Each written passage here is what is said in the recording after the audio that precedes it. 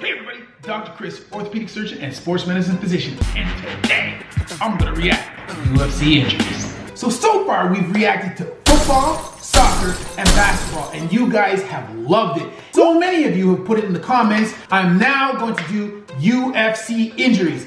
Now, I have to say before we get started, there's a little bit of a disclaimer here. There is going to be some injury footage. If you don't want to see that, be sure to check out one of my other videos. For example, like when I try the Rocks workout, or maybe the Jason Momoa Aquaman workout, because there's no injury footage there. But for this video, there's most definitely going to be some injury footage. That being said, let's get to watching the injuries. Now, I have to say, I'm a bit of a fan of UFC myself, and I like to watch MMA. I did WTF Taekwondo for many years. I really appreciate UFC. So some of these injuries I've actually seen live when I was watching the event.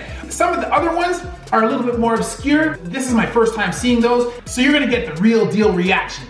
So this first one is two women grappling. One of the fighters gets thrown to the ground. At first, when she gets thrown to the ground, you can't really see exactly what's going on, but you can hear her scream. And it's only when they show the overhead view, right away, you can see that her foot is on at an awkward angle. I'm not sure here whether there's also a fracture dislocation of the ankle, but at the very least, there's a dislocation because her foot is externally rotated at 90 degrees to the angle that it should be. It doesn't always need to be fractured to be in this configuration. Sometimes you can have only a disruption of the ligaments of the ankle, and you can have a pure dislocation event, which would give you this appearance. But more often than not, this type of dislocation is also associated with a fracture of either the fibula, the tibia, or of both. So I guess we have some x-rays of when she was treated in the hospital afterwards. And here we can see that this is not just a dislocation, but rather this is a fracture dislocation of the ankle.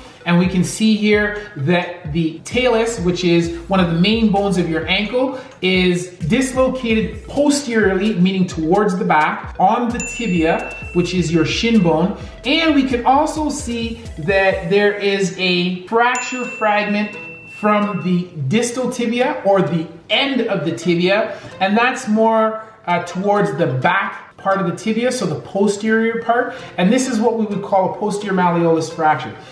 Okay, so this next one is a bit of a classic.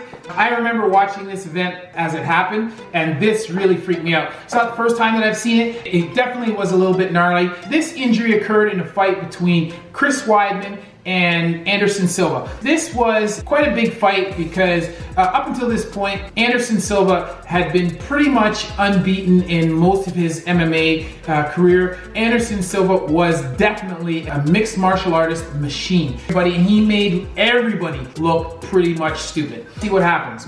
So here we have Anderson Silva throwing some leg kicks to Chris Weidman. And in an interview after this, Chris Weidman says that he knew that Anderson Silva used a lot of leg kicks, so they actually spent a lot of time in their preparation for this fight practicing checking the leg kicks with his shin. So boom, here we have, okay, and there you go. So, and we have the slow-mo here. All you gotta do is look at that visual to know what happened.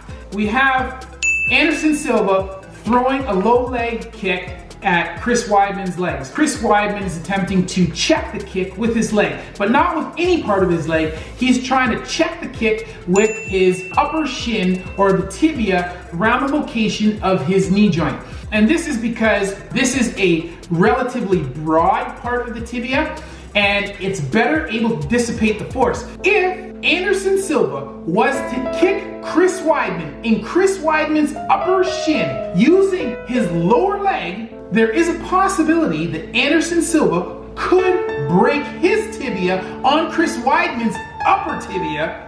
Then you could have a force area mismatch. Force is great enough, Anderson Silva's leg is gonna break, like it did. And in this injury, Anderson Silva broke both the tibia and the fibula of his leg. And you can tell that right away because you can see that his leg is flopping around.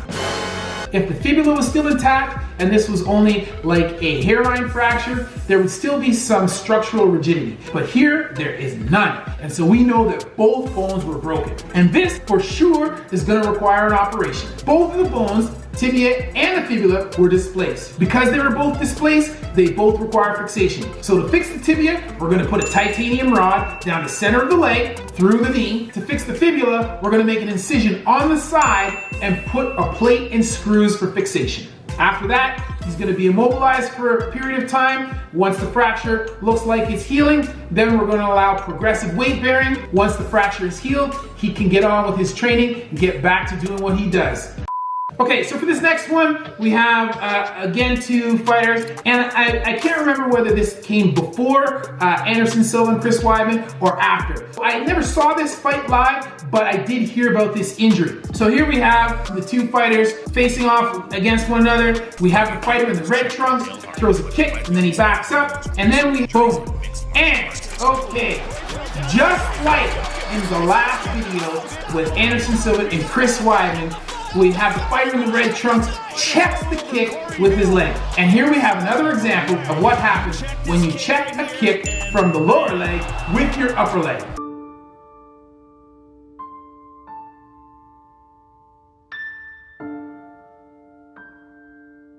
In this fight here, we have Frank Mir fighting Big Nog. Frank Mir kind of on the ropes a bit. He's not really with it that much.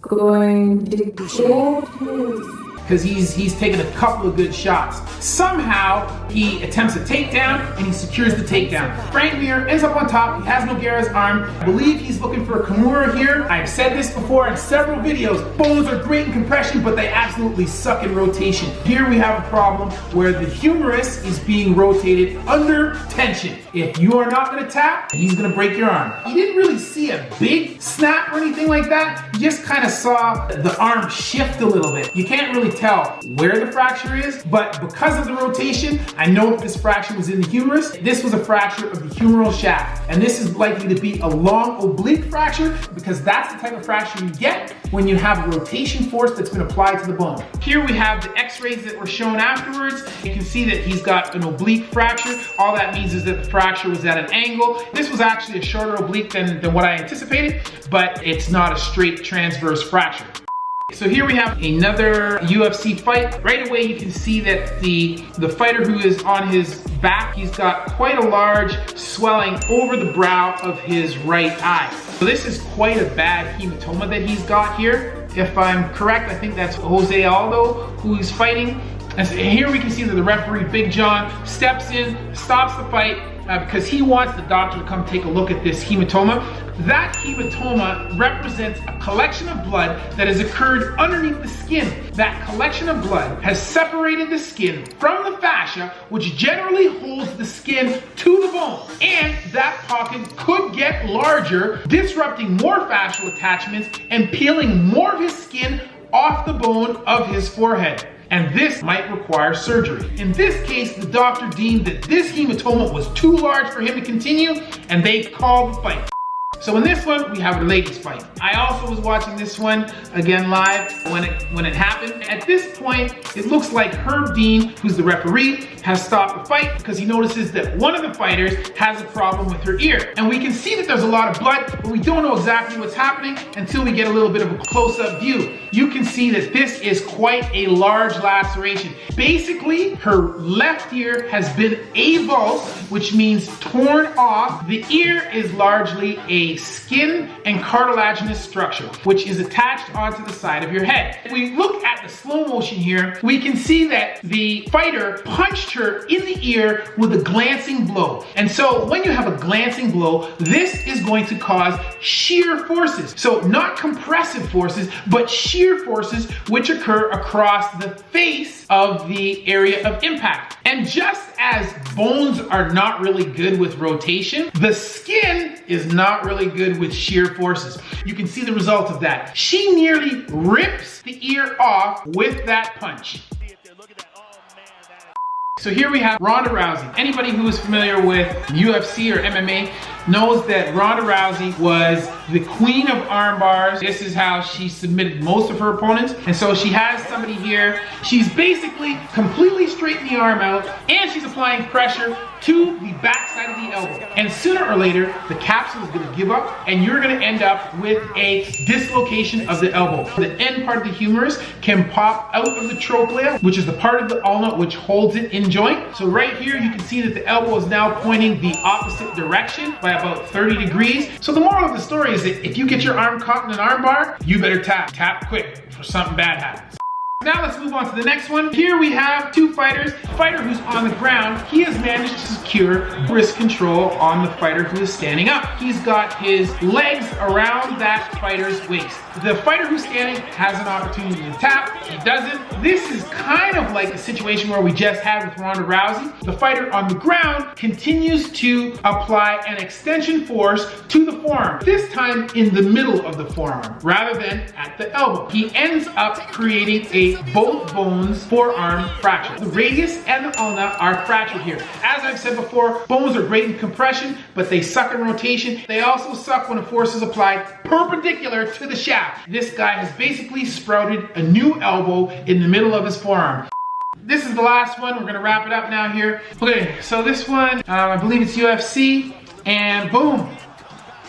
So we have one fighter who attempts to rush in, and as he does so, he drops his head. The opposing fighter has a well-timed counter. He jumps with a Superman knee to the forehead of the rushing fighter. Boom!